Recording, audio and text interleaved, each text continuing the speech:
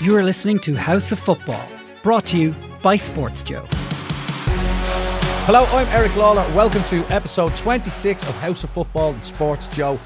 In studio with me today we have Aaron Connolly and Treacy. Great to have the two lads back. We've loads to get through, lads, and we're going to start with last week. Al, we kind of ripped Stephen Kenny's obituary and said he's gone, but it looks like now he's being kept on till the end of the year. Not the end of the campaign, the end of the year. What do you make of all that? Yeah, I suppose when we were discussing it, all the chat and the debate around it was the fact that because of results, it looks like Stephen's time is up. Then we had the press conference with Jonathan Hill and the FEI, and of course they were asked the question, and they came to the decision that he's going to stay on, as you said, till the end of the year. I think it's an awkward one, Eric. Now, as we said last week, I'm for Stephen, but after 3.5 years, all the things we discussed last week about accountability and results, that it does feel like it's coming to the end. But the fact now that he's going to stay on for the 2 or 3 games, I think just leaves him in an awkward position and nearly the FEI. And I just feel, if there was a replacement ready to go, maybe Stephen would have been gone. But the fact that it's still up in the air and the uncertainty around who might replace him, obviously with Carsley and all these kind of names that are being mentioned, maybe that wasn't set in stone for someone to come in. So I think that's why maybe he'll see out the campaign. Plus, I think from the FEI's point of view as well, there's a bit of saving face because they don't want, obviously, Vera just gone from the women's job and had to sack Stephen as well. I don't think the optics of that would have been very good also from an FEI point of view, and they're very image conscious at the moment as well. So I think there are probably a couple of the reasons in my view as to why Stephen has been kept on. But do I think if he was to win the next couple of matches, will he stay on after that? Nothing's changed my mind on that. I still think he'll be kind of gone. Any thoughts on that yourself, Keith? I'd be fairly similar to Alan. You know, all the reasons that we're listening that Stephen Kenny is saying, none of them are football related anymore. You know, this talk about progression and the team and people that getting better, it's all gone out the window now because we can't win a game of football. And nobody's bothered about the Dutch game, nobody's bothered about the French game. It's the Greece game that's really grating on people, and a couple of the results in the last campaign. And I think it's basically down to finances. I think image is a big thing, but I think if the finances were right and we could get Lee Carsley, then I think it'd be done. I think it's probably 1 or 2 things in the way, and it's just fell well to keep Stephen Kenny there. And if we were in a financial position, Keith, would you be advocating of getting a manager in early now to finish this campaign with the squad to work with next campaign in mind?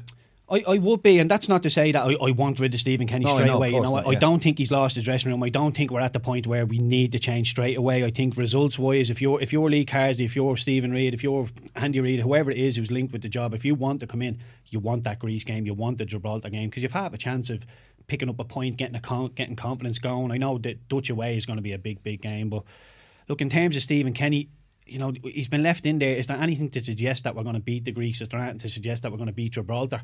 Not really. So if we could change, I think we would change. It's the fact that financially I think we're restricted an awful lot, and maybe Lee Carsley's not ready yet. The under-21s are in the middle of a campaign as well, so maybe he's saying, give me to the end of the campaign, I'll take the Irish job. It's all ifs and buts, but I think in an ideal world we'd have a new manager in place straight away. Okay. The big thing for me, I think, Eric, if you had at the start of the campaign and someone said Stephen will see out this campaign 100%, no problem, I would have had no issues whatsoever with that. I think the only reason we were kind of having the debate we did last week is because the results have gone the way they have.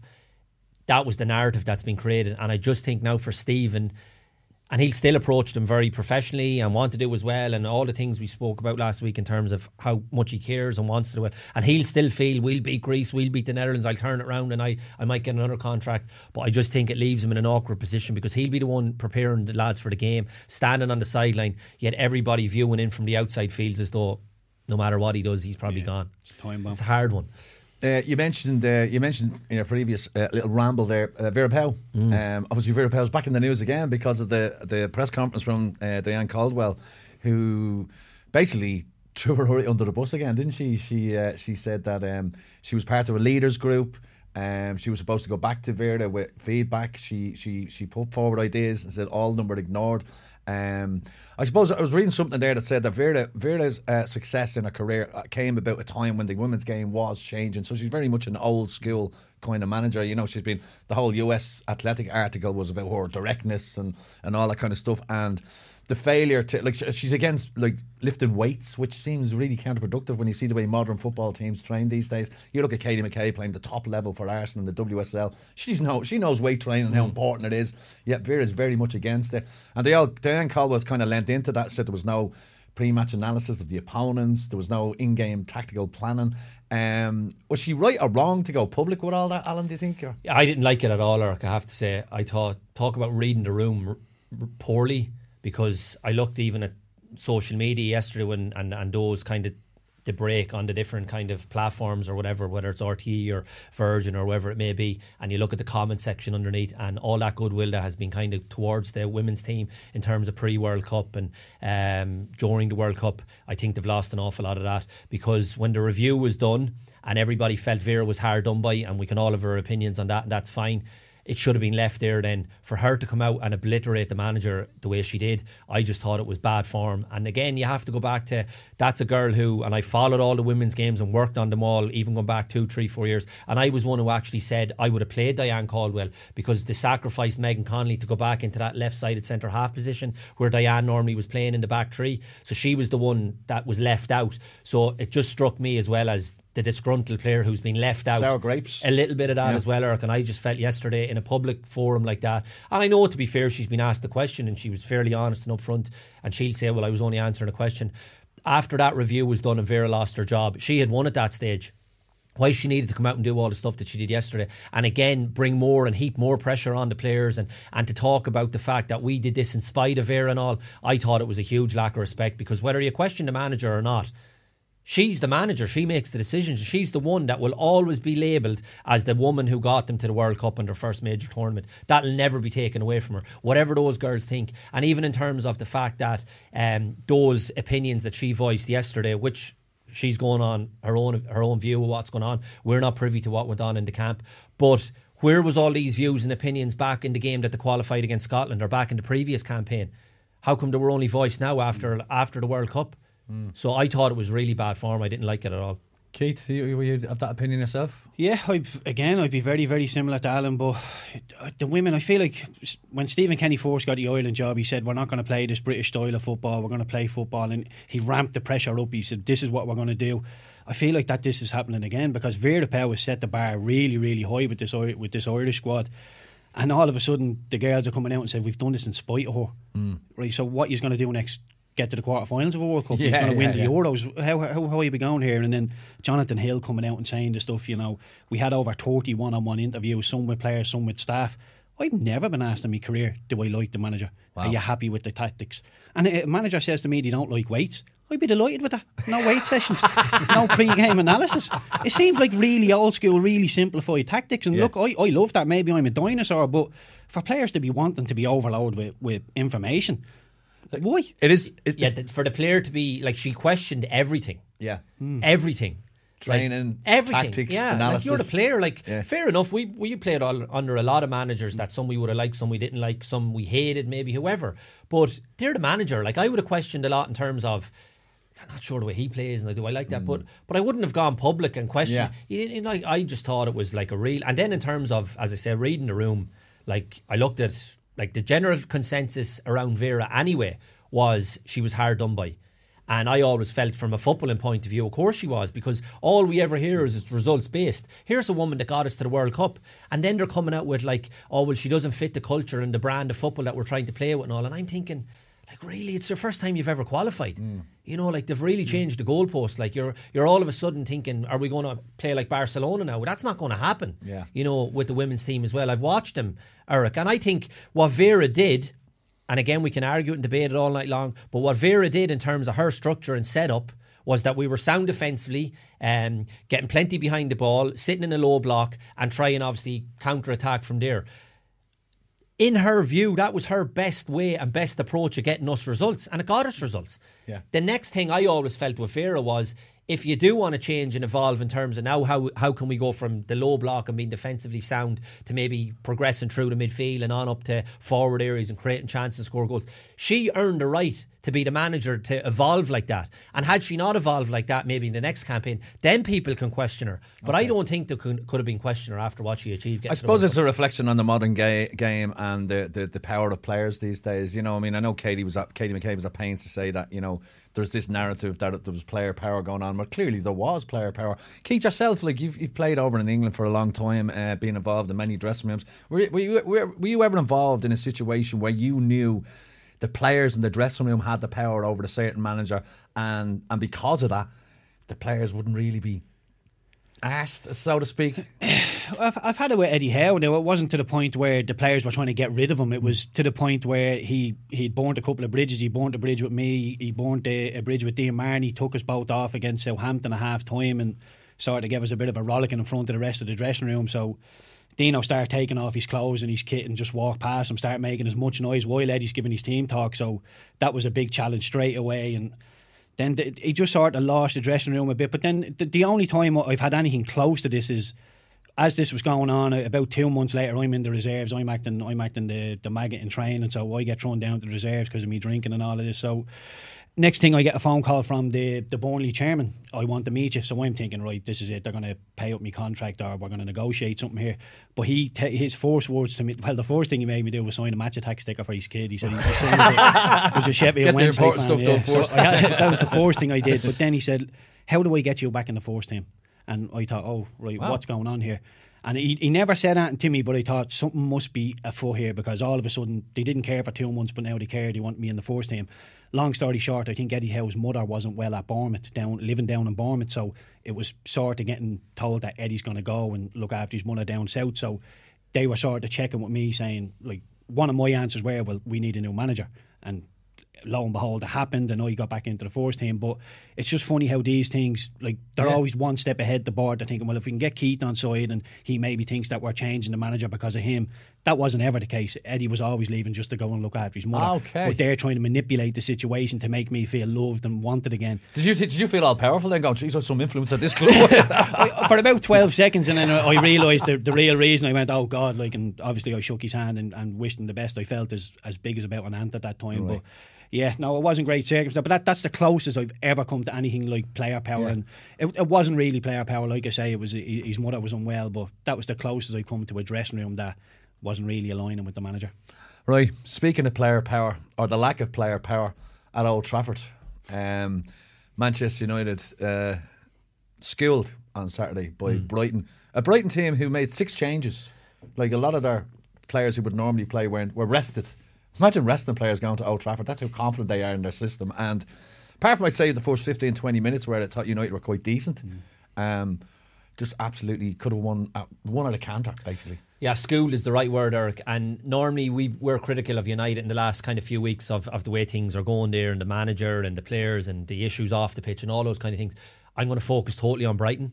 They were absolutely incredible. For a club to go to Old Trafford, a place that was always a fortress, and you'd be beaten before you'd go on the pitch. And it was their first home defeat since Brighton beat them in the first game of the last season in the Premier League. What De Zerbi is doing, Eric, is absolutely incredible. It really is. And I remember Guardiola doing an interview last year, and he called him a genius. And I was kind of thinking, all right, because there's a bit of Guardiola saying things like that, bigging them up, you know, pre-match conferences, bigging them up. But even stated United were still in the title race yesterday. That's how he's always playing mind games. You know, But when it comes to De Zerbi, as you said, to make 6 changes after beating a really good Newcastle team and then to go to Old Trafford, the team that assembled on the pitch is worth 16.2 million. I went through it. Fellas for free: Lallana, Welbeck, Lamptey, like all these fellas. Pascal Gross is 32 years of age. Like, these are run-of-the-mill players, what we would view as run-of-the-mill journeymen, if you like, and that's really being disrespectful because they're really good players, but that's how people would phrase them in the game. These aren't fellas to pay 30, 40, 50 million for.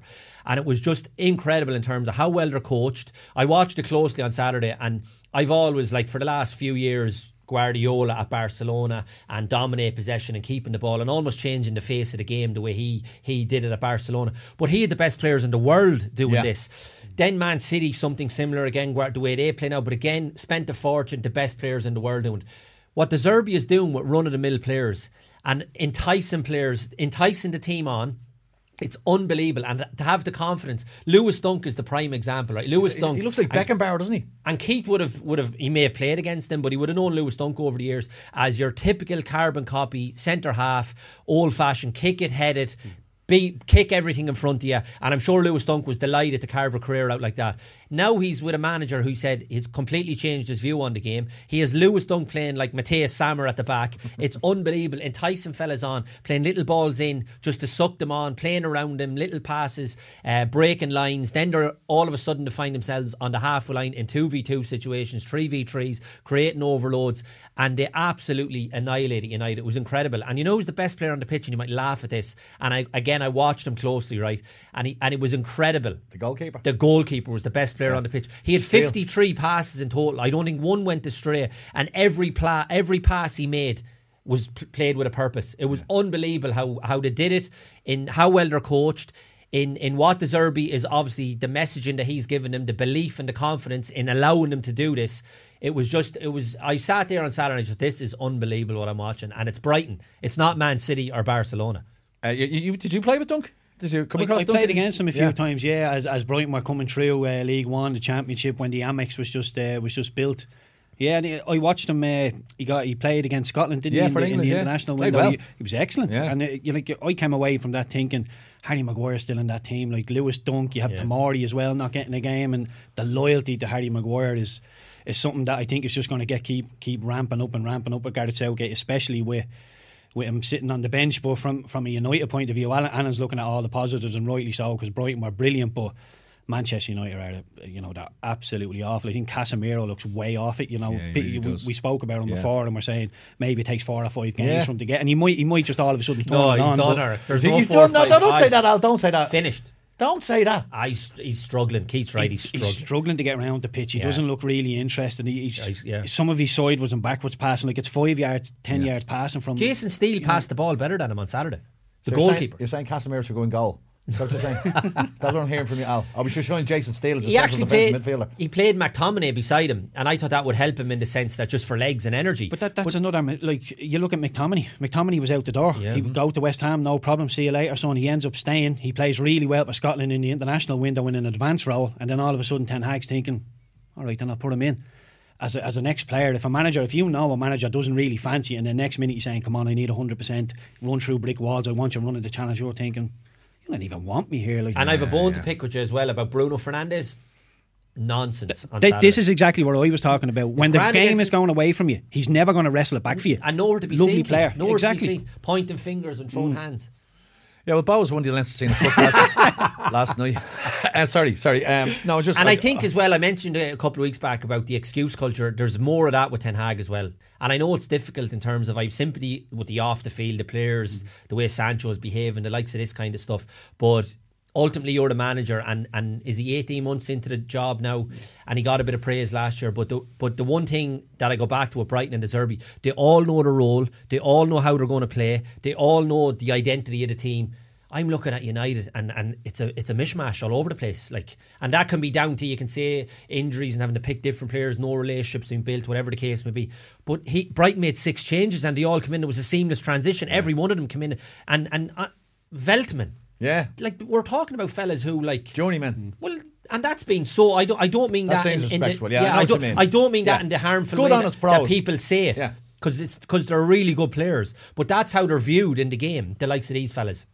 But what they're doing is absolutely incredible. I think what was worrying for me as a Manchester United fan, Keith, when I was watching the game on Saturday, and Ten Hag came out afterwards and he was saying, he was kind of clutching at straws a little bit. Said we were a little bit unlucky in the first 20 minutes. We'd scored 1 or 2 of those half chances. The game could have been so much different. Of course, it's all ifs, buts, and maybes. But he said what we need to do is stick to the plan and the rules. And the plan and the rules last season seemed to be running, pressing. Now, what I noticed on Saturday was there was a severe lack of that. Yeah. I saw, and I love Rashford. I love him as a man and as a player. But I saw him walking, not chasing back. I saw Scott McTominay, Lamptey, just skip past him, just let him go. Yeah. Didn't run after him, no effort. And I'm wondering, is there something changing in the dressing room? Is there, people are saying, with the incident with Sancho, that there was some sympathy for him in the dressing room, and I wonder, has that caused a kind of a little chasm? Yeah, between the manager and the players. I understand why you would say that, and you, Alan said that the stuff with Sancho misbehaving. That's right. He has a pop back, but he's having a pop back. That was retaliation. If Erik Ten Hag is asked a question about Sancho, he can say, little injury, whatever. He can just play that off. But the fact that he decided to say he's not training well, I think Sancho then is entitled to say, no, I think I'm training okay, and now it's all blew up. But do you go public with that, Keith? Well, the manager did. But I mean, I think the only reason the manager went public with it initially there last week is because he's already allowed him all the grace last year when he left him off to Holland and supported him and all the stuff behind the scenes that we didn't see. So I think the manager is in a position where he's saying, look, I've helped you, I've looked after you all through last season, you were having your problems, we supported you, now you're still rubbing it in my face if he's not training well. So I think the manager, there's frustration in what he did by going public last week. That's my take. Yeah, and I get that, but look, if you're a player and you're sitting there and you're aggrieved because you're not in the squad, and apparently Sancho feels like he has trained well because that was his gripe, he said, no, I'm training okay like I always do, and blah blah. If you're sitting there Super Sunday watching it and all of a sudden your manager's on the telly saying, well, he's not here because he hasn't trained well, and you think, well, I've done okay, like, yeah, there's a gripe there straight away. But shouldn't be coming out in the media. He fired the first bullet. That's what I'm saying. If that's the case, why does Sancho go on social media that night? Why doesn't he wait till Monday morning and the first place he goes? Can I talk to your manager? Two wrongs don't make a right. I get that totally right. So it's just, as you said, it's blown up into the circus now. And if again, and then this is moving it on a bit to Eric's point. Then, if the players are in support of Sancho, now he's causing a rift with a few of them. So it's escalated all of a sudden. It's gone from, I'm not happy with you, Sancho, you're not playing well, we'll have a chat about it, to there's 5 or 6 of them with Sancho. Yeah. Now, we don't know that, but if that's what you're saying, you're hearing. Imagine if them lads are sitting together, McTominay, Maguire and Sancho sitting together in the dressing room. Can you imagine what the conversation is like about the gaffer? And then all of a sudden there's another Casemiro sitting there before he's showering, and he's going, I don't like this either. That just starts to spread. And look, I do think we're probably a little bit away from that now, because I think McTominay's a good pro, I think Maguire's a good pro. They will just get their heads down and be okay, but generally that's not good signs. And United's midfield is absolutely thrown together. It's just decent players. Casemiro's decent, Mount is decent, Eriksen's decent, McTominay's okay. Throw them in there and see what they do. Lads, and the recovery runs. This is the basics of football. If you're not going to run the other way, 99% of football you don't have the ball. So many people, I switch on when I have the ball, I'll do this, I'll play between the lines. If you're not going to run backwards, you're not going to do the basics of the game, match the intensity of the Brighton forward runs, then you're going to get torn apart. Yeah, they have problems. They have serious problems. That was the massive issue. And that's the stuff that comes back to the manager. And not just the manager, Bruno Fernandes. Like, if that's Roy Keane, like, the fear factor is a big thing in football. Like, if you're running and Roy Keane is running beside you and he's running past you, he's eventually going to grip you up in the dressing room and say, you either start running or we're going to come to blows. I don't think Bruno Fernandes has that in him. It's the whole club, I think, Heath. From top to bottom, there's disgruntlement everywhere. Like, obviously with the ownership of the club, the fans discontent towards them, then does the manager feel supported by the owners because of the uncertainty what's going on? Like, there's problems everywhere. Where do you even start to try and fix them? Well, it was telling that he said that he was brought in to change the culture of the club, and that's what he's doing. He said there was a carefree culture before he came. And you could see that, Eric. We could see the carefree attitude and how bad it was. Standards have dropped massively. But then, if he's been brought in to do that, have standards gotten better with him? Would you argue to have they? I don't know. Because looking at them Saturday, for all the things Keith says, that's not a football issue in terms of not running back. That's a culture standards thing. You know what I mean? That it's ingrained in you. This is whether we're good with the ball or not. We run and we work. They're the basics, as Keith said. And that's up to him to ingrain that and create that fear factor and let them know. Well, if you're not doing it, you won't be playing.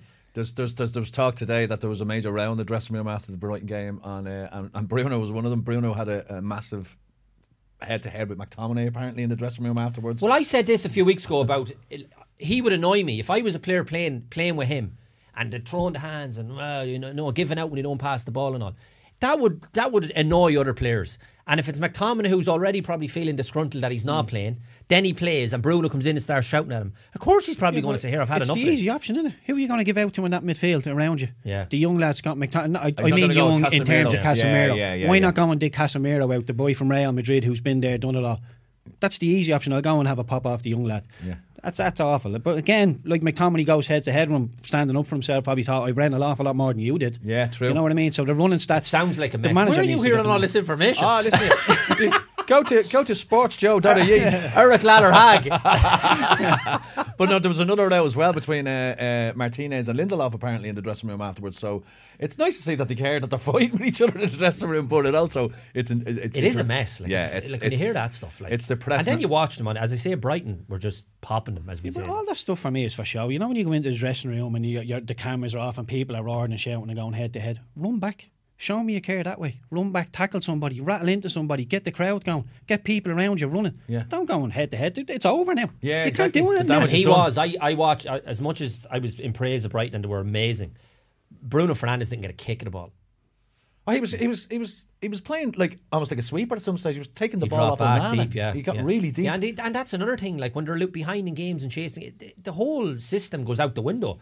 They finished the game against Arsenal with Maguire and Evans at the back, and you know what I mean. It just becomes a mishmash. If you're a well-run, well-structured club, good times, bad times, you still stick to the processes, the word you use now, or whatever kind of stuff, your principles or all the kind of phrases that you want to put on it. But there, it just becomes chaos. Chaos. That's what it is. It's chaos at Old Trafford. Like what you're saying about the excuse culture. The Arsenal game was a big eye-opener. The Garnacho, my heart was in my mouth. I thought United have done it. What a great away performance. And then it gets overruled. Offside's black and white. They draw the lines. There's no argument. But he's arguing. It's not offside. It is offside. This is where I brought up, Keith, about the excuse culture. You're spot on. The Hoyland penalty. Yeah. That's never a penalty. And I said, there were the two things I said. He came out trying to argue against the lines. And the Johnny Evans saying that Johnny Evans doesn't get out to Rice quick enough because he's being fouled. Yeah. How about he pulls him out of the way? Be stronger, Johnny. Don't just get him out of the way and go and get there. A man of his experience as well. Yeah. Like, just understand your thing about the training, Keith. Were you a good trainer yourself when you were on it? You were a good trainer. Would you be putting it in? And was there, what I'm leading to is, was there players that you played with over there that were just terrible trainers? And what sort of an effect does that have on the squad?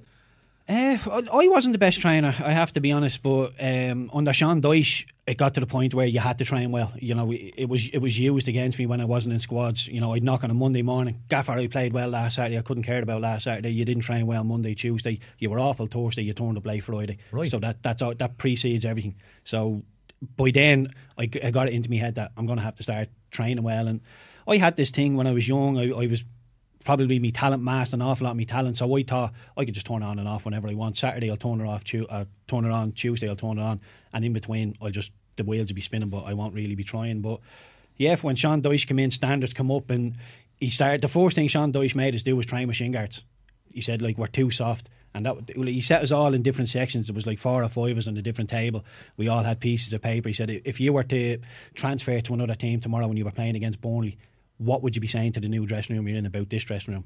And everybody on the sheet said we're a bit too soft and nice to play against. Okay. So the retaliation was shin guard for training. Because he wanted just to get fully stuck into each other. He said, like, the amount of soft tissue injuries you generally get soft tissue injuries in training. You don't really go in with kicks or, you know, scrapes or bruises or walloping into tackles. He said that's going to change because we're going to start playing like that. And it just set a thing in training of, right, this has to be in everything. My standards have to go up and I have to reach them. And I hated him having that in the chamber. Waiting when I knock on a Monday going, well, you didn't train well. So I had to take that away from him, and that's why my standard rose, because I had to take that bullet away from the chamber. That's the word, standards. That's the word. That's good management, isn't it? Brilliant management. And that's why Dyche has had the career that he's had, because, like he tell you, but he that's everywhere he goes, and he treats every player the same. Yep. I'm sure everyone was treated the same, just because Keith was probably the best ball player, but you might have had a fella who was just the donkey or the well, at this time to him, I was absolutely useless. I was 2 ton overweight. I wasn't playing well. I was depressed. Eddie Howe had put me into the reserves. He brought me back in, so there was an awful lot of work to be done with me, and he wasn't getting any reward quickly. He had to get me fit. He brought me running through Burnley himself. So in terms of man management and standards, and I think like Kieran Trippier spoke about it before, the way he treated me. Kieran seen it, and he's like, this guy loves this club, he loves the players, and he wants us all to do well. And when you have a manager like that, you're ready to run through brick walls from him. Like, he never gave us an excuse. He never, like, even if we turned up, we played Bournemouth one day, it was touch or go if it's going to be on or off. The pitch inspection gets knocked back. All of a sudden the game is on. He said, do not. We have no excuses here. Do not. And he just takes it away. The media are saying he's tired. He's won the last 4 games in a row. He's tired. We're not tired. Do not buy into this stuff. And he just, every little excuse or thing you might have, it just gets taken away from you. I love Dyche. I love hearing Keith talk about Dyche. All these stories. It's brilliant. That's brilliant. It almost makes you want Everton to survive. And I looked at Everton, and this is the thing, I looked at Everton on Sunday, and they're so bad. They're so bad, right? and all the things I used to say last year about Everton staying up, they'll stay up only because of Dyche. Not because of the players, just because he'll keep them up. So the opposite of Vera Pauw.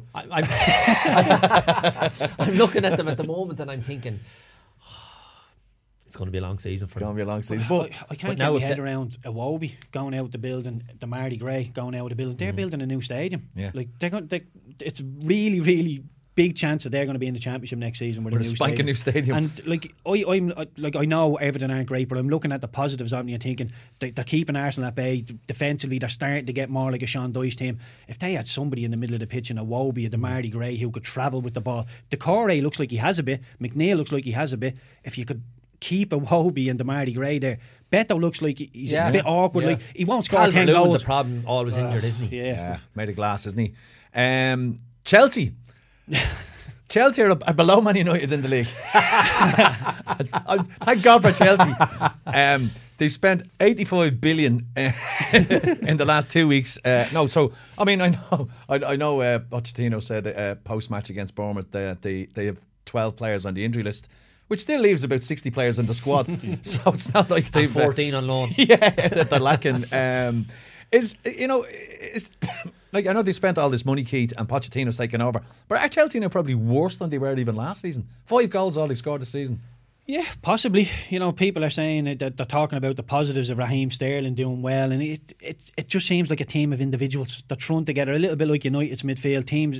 There's so many different managers been in over the last couple of years, and it seems like it's a little bit of him, a little bit of him, and a little bit of him, and Pochettino scratching around. He doesn't know he has the young boy Jackson up front. He looks like a decent player, looks like he could want to be a Premier League player, but if you want to be in the top 4, top 6 of this Premier League, you need an established striker up there, somebody who's going to get you goals. And there's question marks over a lot of the Chelsea players. They've spent an awful lot of money and they're giving out these contracts, 7-8 year deals. I mean, I got a 3-year deal at Burnley and my fire went out. Imagine getting an 8-year deal. This is 120 grand a week on 8-year deal. Imagine telling Mudrick, come on now, you need to do this. I've a guaranteed 30 million over the next 7-8 years. Don't tell me what to do. It's ridiculous. Yeah. How can you give that? And I know it's the FIFA fair play rules. I know they're trying to negotiate the ways around that, but I think that's a highway to nothing. It's an interesting point, that, isn't it? Oh, well, that was the first thing. As soon as it was given, I was like, 8, 9 year, how are you going to incentivise these fellas? That's the problem. Now, they're trying to be clever, thinking that's how we navigate around the financial fair play, and this is the way around it. But on the flip side, you have players then going, I'm on easy and we know what here. Players are like nowadays. So I think they're now, the only thing with Pochettino, I will say, to be fair to him, I think he's a very good manager, and he's only in the door, so he has to be allowed given time. It's such a mess he's walked into. We were ridiculing them last year on and off the pitch. So imagine walking into that dressing room and there's players in that corner, there's players in that corner. He probably doesn't even know which players are his. Somewhere out in the corridor. And he's trying to offload fellas. He's trying to see, who do I want? He's trying to put his shape on things. So that's not going to happen overnight, Eric. That's a difficult job he has, to be fair to him. I do think he will get it right in time. But what are we, 5 games in? It's never going to happen after 5 games. They're going to benefit, I think, not playing European football. Well, at least then he's more time on the training pitch and do all those type of things. But I think the biggest problem he has right now is seeing who he wants and who he doesn't want. Because and you're making a joke of it there, but the amount of players that they have, it's incredible, really. So, and that's difficult in itself. I'm sure Keith and myself, we've been in dressing rooms where you have the manager might only want 20, but he has 4 fellas who he doesn't want, and they're over there being bad eggs, bad apples and all. He probably has 20 fellas he doesn't want. Yeah. And then they're all internationals with big egos. And then you're trying to plan sessions, and you have an experienced international stand on the sideline, not kicking the ball, banging on doors and ringing agents, and agents are ringing Poch. We don't see half the stuff that goes on. It's a minefield now, I'd say. It really is. Yeah, absolutely. With the amount of players Chelsea have, there's probably more unhappy than actually happy at the club, because only 11 can play. Imagine trying to manage that. Imagine trying to manage that. Yeah, egos. Oh, and they're the worst. Imagine Pochettino on a Monday morning, the queue outside his dressing room, next. Why didn't you play? You were awful as well. Next. My God, nightmare. Another big incident. Well, not incident, I suppose. Another big talking point over the weekend was your team Spurs with their dramatic comeback against Sheffield United. But Come on, you Spurs. it sparked great controversy from the Sheffield United manager, who Paul Heckingbottom said that the referees don't know what they're doing. The modern referees don't understand the modern game. And he was quoted. He says, "What was it?" He says, "We were getting told by the ref just to play long. You can't do it. Wades got booked for handling outside the box, and then you're threatening with another yellow for dissent. You just can't do it." He says, "When I speak to referees, they haven't got a clue about the game." Now, I think probably his frustrations lent from the fact that it was so soon after such an emotional, heartbreaking defeat. But is there any kind of truth in what he's saying, do you think, Keith?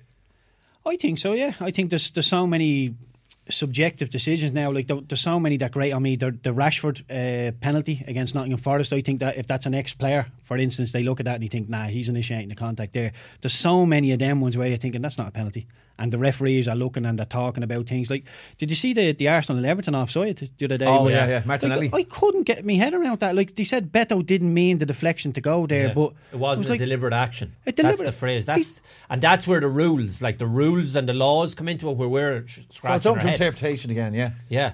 Well, it's not really, to be fair, it's an actual law, but it was probably a law you didn't know, Keith, me, so basically, did you see the incident? Yeah. So he's trying to go and block the pass from Gabriel. Gabriel is passing into so Declan Rice. hits him, but the ball deflects straight into Nketiah, wasn't it? Yeah, Nketiah's coming back from an offside position. And to go and score. But because Beto didn't pass it back to Nketiah, it was just a deflection. It wasn't a deliberate pass back or deliberate action. This wasn't like a feather deflection. This was a totally different direction of the ball deflection. Okay, It was going sideways, and then all of a sudden it went up front. And Beto might as well have passed the ball because it's going into Declan Rice's feet. And you just need the ref to have a look at it and go, no, that rule is absolutely redundant. That's a decent goal. And I realise that's coming from an Arsenal fan, but I was looking at it and thinking, I can't wrap my head around this at all. And again, I think if that's an ex-player, they see that totally different. But I think that's where, in fairness as well, and this is where we get confused as players, and I'm sure the players playing nowadays, and the handball rules and all the different, when it's a rule and a law, but we might want common sense to come into the game. They've taken all common sense out of it, because we always grew up with, if the ball is passed back by a defending player to some forward and he's in and score, well then it's a goal. Yeah, of course it is. But there's probably fine print somewhere with a law and a rule now, and the likes of that, it rears its head on Sunday, and we're all like, this looks a bit barmy. Because everyone, Theo Walcott, I think, was in the studio, and Jimmy and they didn't understand. Like, nobody until it was explained as the rule, and the referee is going by the rule. So technically, he's right. But this is where we're all scratching our head thinking you're changing football and there's no need to be changing football with stupid rules. Just stick to it. Was fine the way it was. It'd be a great way to get ex-players more work, wouldn't it? Stick them in the VAR booth. And even as Keith, just for that common sense attitude, Well, I'd go into the VAR booth. I wouldn't do the actual refereeing. When you're out of the way, they can't get to you. That's no problem. But I've had enough refereeing that. Oh Jesus! I tell you, there's a Netflix series watching Al Tour Ireland refereeing matches. I'd love to see that. But it's but I think Heckingbottom, to be fair, because I listened to his comments, he was talking about them wanting to play out.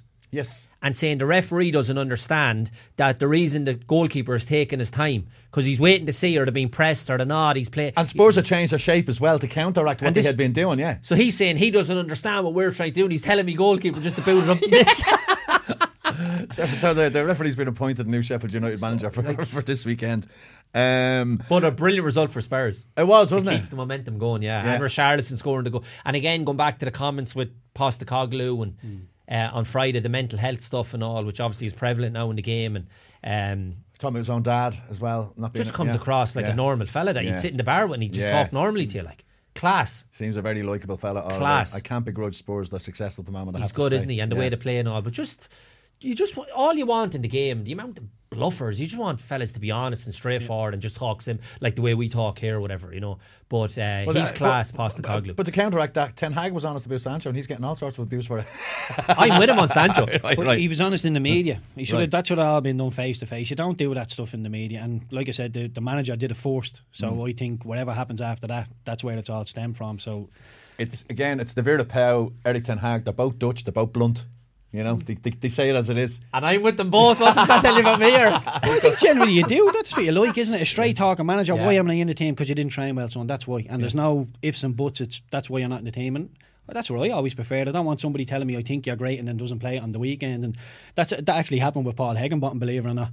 He was the assistant manager at Barnsley under Wilson, Mark Wilson, and I wasn't playing. I was hitting the drink obviously a lot, but I wasn't playing and I was getting aggrieved. And Hecky would always say to me, "Jesus, Keith, if I was the manager, you'd be in my team. I think you're excellent. I think you're brilliant." And then all of a sudden, he leaves. He gets the interim manager's job, and I'm still on the bleeding bench. What's going on here? Like, did you say it to him? I said it to him, but he just had a bit of a laugh, and I sort of knew the drink had a hold of me, so I didn't even put up much of a fight. But yeah, so I came across Hecky a bit, but lovely bloke, really loves his football. Yeah, very, very passionate, loves his football, and it's one of them. I hope Sheffield United stay up. I hope Everton stay up. It's all because of the managers that I liked them. So, but I think one of them two will have to join Luton and Burnley, unfortunately. I remember going to a manager one day like that, and I had only joined the club fresh on loan and wasn't playing, right? So I was thinking, like, you've brought me in here on loan, especially. Which club is it? Come on, I'll tell you who it was. Come on. So it brought me in on loan, right? And I was thinking, after a couple of games, like, what's going on? I'm not playing here. This is the reason you brought me in, the reason I came. I could have went anywhere, really, you know. Don't worry, you'll be playing next week, he says to me. Right, and I'm thinking, how can you tell me that I'll be playing next week, where the fella that's playing instead of me, what if he scores a hat-trick today? You know?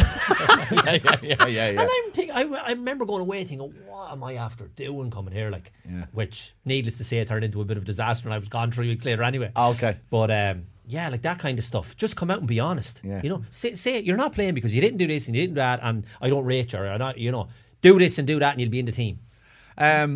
City looking periods as well. 5 out of 5, unbelievable start. They've lost Gundogan, they've lost Mahrez, but the machine still keeps grinding forward. It was a potential banana skin. West Ham had a good side. Ward-Prowse put them one up, but again, City never panic, just do what they do. Yeah, that's exactly where I'm at with City. I was watching United and Brighton, and I had this thing on where the goal flash pops up and I said 1-0 to West Ham, and as an Arsenal fan I'm sitting there and I'm still going, it doesn't matter, come back. And then it came in, it's 1-0, but Haaland's missed 2 chances, and I thought, it doesn't matter, he'll score. And then it pops up, Haaland has scored, and you're just thinking it's the most predictable thing in the world now, isn't it, that City will come back. But look, I just hope the Champions League rolls around. I hope they get 4 or 5 really big injuries and we get a decent race out of it, because I still think at the heart of it, Arsenal are probably the second best. Spurs look really good, but I do expect that to slow down a little bit after the new manager bounce.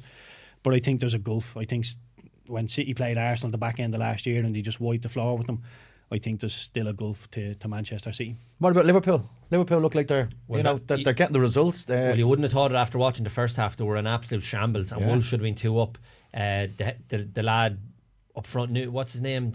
Joe Pedro and Nunes. Cunha missed the header to go 2-0 up. And Wolves were really good. They were absolutely brilliant in the first half. Now, again, Klopp pre-match was talking about the half-12 kickoff, players coming in. They didn't win any of their half-12 kickoffs last season. He actually, I know it sounds a bit soury, but he actually has a point, because I think he has done the stats, so he hasn't just come out with this. He's looked it up, and I think out of all the teams, they've played the most of the half-12 kickoffs in the last 2 or 3 seasons or whatever, and even the next window they're down for the half-12 kickoff. It'll drive him insane even more. So I think he has a point on that, and he's talking about players arriving in on Friday morning, haven't even seen them yet, and we're playing Wolves. He's to travel to Wolves on Saturday and this kind of stuff, and they look like a team who hadn't seen each other all week on the Saturday. They were just that bit off in the first half. Yeah, and he made a couple of substitutions. Like McAllister was the prime example, who I'm a huge fan of. McAllister honestly was so bad on Saturday. He was booked after 5 minutes. He was dreadful. Yeah. And he just looked like a fellow who's after travelling about 48 hours to get to Wolves, like, you know. Took him off, made a couple of changes. Luis Diaz come on, brilliant player he is. They scored early as well in the second half, and then they looked fairly comfortable. But Wolves actually be kicking themselves. They played really well, like the night against United. They should have beat United. But they just can't score. Can't score. That's a major problem for an American. That was the case on Saturday. But the likes of Neto, he'll be the next one to go now as well. He was brilliant on Saturday. Sensational. But in terms of Liverpool, I did say the last 2 weeks, and nothing's changed, that I think they will have a better season and they'll be in around the top 4. I don't see them challenging City or Arsenal. It's Arsenal still for me is the main challengers. So Liverpool, in your opinion as well, would have a bit of a way to go to challenge City again, like they did in previous seasons? Yeah, I think there's still too many question marks. Joe Gomez didn't look very comfortable at right back. Obviously, when Trent plays at right back, we know what he brings as an attacking full back, but in 1v1 situations, very, very sceptical as well about how good he can be. But yeah, look, I do think they'll be in the mix for top 4, top 6, but in terms of actually grabbing the bull by the horns and giving us a bit of a race, I don't think so. Again, I think City they can rattle off 15 wins on the bounce, and I don't think any of the next bunch, like Arsenal, Liverpool, Spurs, I think they'll all take points off each other and could possibly take points off of City, but City can put runs together like nobody knows. And you look at City again, their new player Doku looks sensational. Yeah, and a brilliant finish. He's electric from a standing start. His explosiveness, unbelievable. Yeah. You watch him. He if you watch, like, he's doing it, and everybody thinks, say, like Grealish always comes inside that little drop of the shoulder, and people think it's so predictable. How try and stop that. I remember playing against Paddy McCourt one night, and he basically said, "Alan, I'm going to drop my shoulder. I'm going to go inside, but you won't get me." Right, this is what I'm going to do. And honestly, Eric, right, he was toying with me one night, Paddy McCourt. I'll never forget it. I went away thinking Paddy, and he's a great fella, right? Yeah. And I went away thinking, and he always just dropping the shoulder every time. And you think, I knew what he was going to do, but it's just so hard to stop. So Grealish is the same, and I'm sure people think, oh, well, Grealish always does that, but it's so difficult. Doku actually does the little jink, stands you up, and then bang, gone off a standing start, and he's just, as you said, so explosive. Looks a real serious signing to them as well. The brilliant thing about that is that a total contrast, aren't they, Grealish? So if somebody like West Ham plays a low block and Grealish is running that Q-file and he has to recycle it, they're trying to create overloads, but West Ham are just stuck and not moving, saying we'll just defend the box, bring Doku on. He just when he gets the ball, he just backs Q-file up, banks, manipulates the ball. There you go. It's brilliant to be able to mix that up like that. Two opposite wingers, but really, really good. Another reflection on a club that's really well run and doing their homework and their scouting and all that kind of thing. Like, you know, I know you spent big money on him, but and I said this over the weekend. It's no coincidence. The ones we talk about who are struggling are the clubs that are being poorly managed. The ones who you look at who are all things going fairly well for them are the clubs being run well also. Brighton, Spurs, Arsenal. Yeah. Well, even Liverpool, what you're saying about being well run, like City have let a lot of bodies go. Like when Aguero left, you're thinking, what are they going to do? But they knew they had Haaland coming in the door. They let Gundogan go, and you're thinking he pops up with some huge goals. Who can they get to replace him? Kovacic from Chelsea. Yeah, it's like they just knew we're going to let him go, but we already have him, and they're seeing problems before they come. And Laporte goes and Gvardiol comes in. This is what I mean. They just know what they're doing. And it's always the nucleus of a team. You're only adding one or two. Yeah. United, or you're looking, well, we need a left full, and you need him, and we need about 6 players. You know, like they're just one out the door, one in. We still have our 9 or 10 that are going to play every week. And I suppose we're coming to the end of the podcast now, lads. Before we go, and I suppose a nice story or a positive story for Ireland is this kind of new resurgence of Aaron Connolly. And Liam Rossignol, the manager of Hull, has come out and glowing tribute to Aaron Connolly, saying, you know, he wasn't well at the weekend. He came off the bench, and even after the match he was vomiting because he still had the bug. I don't know if you saw the goal. The header, yeah. Brilliant header. Yeah. Brilliant header. Yeah. And we've never questioned Aaron Connolly's ability as a player. It was always kind of, you know, what's his attitude like. But it seems to me now, he came out in an interview there recently where he said, no, I've knuckled down. I realise, you know, that I have to put the hard work in. And it seems that he is. Let's hope that this is the new mature Aaron Connolly, and, you know, we have another exciting player to get excited about for Ireland going forward. Yeah, 100%, because we need all the ones that we can get, Eric. And I suppose when he burst on the scene, that hat-trick against he scored 2 against Spurs, yeah. And everybody was thinking, here we go now, like something like, I suppose, the euphoria around what we see with Ferguson at the moment. But for whatever reason, as you say, his attitude maybe was questioned, he dips off. And that can happen to a young lad too much too soon, and believe in the hype and all that kind of stuff. So you'd have sympathy for any young lad in that regard. But the key thing now is that obviously the penny seems to be dropping. You get a manager who all of a sudden puts his arm around you, talks to you like a human, you feel loved, all those kind of phrases. But that matters massively. And thankfully he's still young enough that the penny hasn't dropped when it's too late, and he's 28, 29. He's still only probably 21, 22, is he, Aaron? Yep. So he's a huge future still ahead of him. So you'd like to think now, playing at a club where he feels loved, they're all embracing him. The manager obviously likes him, speaks very well of him, Rossignol as well. Well, Rossignol coached him at Brighton at under 23 level. Yeah, so he has that relationship already with him, And that all matters as well, Eric, you know, because he obviously trusts him. So whatever, I suppose Rossignol was probably looking at the decline in the lad and thinking, how can I help him if... Like Heckingbottom, when I get the job, I look after you, Keith, that he shafted him, but Rossignol's looked after him. And it's good to see. It is good to see, because we need as many as we can get. And he is, as you said, you're right about his talent. That was never in question. So hopefully he can just maintain the form that he's shown at the moment. Yeah. Yeah, well, it should be easy, shouldn't it, really? Because he has the talent, he has the hard side of the game down. It's just, you know, work rate, doing the horrible stuff. And the one thing that always stood in my mind when obviously I came out of the reserves at Burnley to go back into the first team, and I was doing okay, I'd put a couple of decent performances together. Sean Dyche said to me, don't settle on this now. It takes a minute to get a reputation and a lifetime to lose it, and your reputation is really, really bad in terms of what I was doing off the pitch. So that's what I would echo to Arden. It's a minute to get a reputation and a lifetime to lose it. So you're doing really well now, you're scoring goals, we know you have the talent. can you keep it up there? Can you end the season with 10, 15 goals this season in the Championship? And then all of a sudden, we have to get you in with Evan Ferguson. That's what we'll be talking, because Evan's going to play for Ireland. Yeah. He's going to be the one. So can we get Aaron up there and Ogbenny all of a sudden as a three up front, you're thinking, and Aaron Connolly that's fired, and Evan Ferguson, Ogbenny. It's an exciting We've trio, threats isn't it? there, don't we? But that's hinging on Aaron keeping his head down. Stay away from the glitz and the glam. Well, it shouldn't be too hard up in Hull, but you know what I mean. So just stay on the right track, because all of Ireland wants to get behind him. We're desperate for players, and we know he has the talent. It's just what Aaron Connolly are we going to get. An interesting thing that Rossini said, that he's not 100% fit, which is scary. He's a leader in the dressing room, and he's a massive influence, and has really taken Liam Delap under his wing. Now, if I'm Aaron Connolly and I want to get back in the Irish team, I wouldn't be talking too much to Liam Delap. It's amazing though. Like I'm sure Aaron was similar to us. I went at 16. Were you the same, Keith? 15. I went. Yeah, so it's so young to be thrown into that world. I remember going and like a rabbit in the headlights, hadn't a clue. And like that, I was basically going, you're going on ability. So in terms of attitude and character and all those things, you don't have those at 15, 16, I don't think. You know, you can be still growing. Yeah, you can be a good young lad, but in terms of maturity, that all comes after. Certainly from my experience anyway. And I used to think when I went over there, it was the same as me just playing here in Sligo or with my schoolboy team, that you just rock up and play. So much other stuff goes with it. And that's the part where I fell down. The football was easy. It was the donkey work, the in the gym, building myself up. I was really skinny. It was the not tracking back, the ugly side of the game. And they're the things all the coaches used to say to me, and I used to kind of, but just give me the ball. Just give me the ball. You know? And that can happen to a young lad. I only realised what it took to be a professional when I came back here and played for Shells under Pat Fenlon. And he was so professional, like the stuff we're saying about Sean Dyche. You do it properly, no messing, he had senior pros in the dressing room, likes of Jim Crawford. I lived with Ollie Cahill. That was when I learned how to be a professional, living with Ollie. So straight-laced, everything was done properly, no messing. And that was only, as I say, I was 22 at that stage when the penny drops. So now Aaron is still getting a chance that he's still in the UK for all this to happen. It was even harder for me then trying to revive your career here, and then maybe if you're ever thinking of going back to England. But that was always the issue I had. And it wasn't out of me saying I'm not going to run today or I'm not going to play. That was just maybe the way I was built, the way I was. And it took so long for the penny to drop.